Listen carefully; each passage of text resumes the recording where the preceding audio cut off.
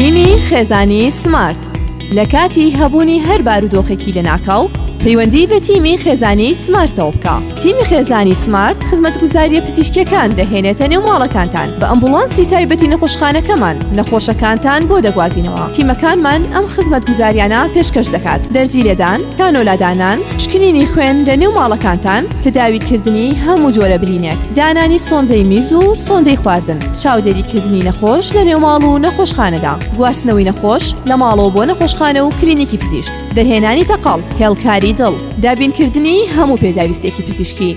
لە کاتی هەر حاڵەتێکی نەخوازرا و پەیوەندی بکەن بە تیمەکانمانەوە لە تاوەری تەندروستی سمارت 1970 01 لە زووترین کاتدا تیمە پزیشکیەکانمان دەگەنە لاتان و بە باشترین خزمەتگوزاری چارەسەری نەخۆشیەکانتان دەکەن.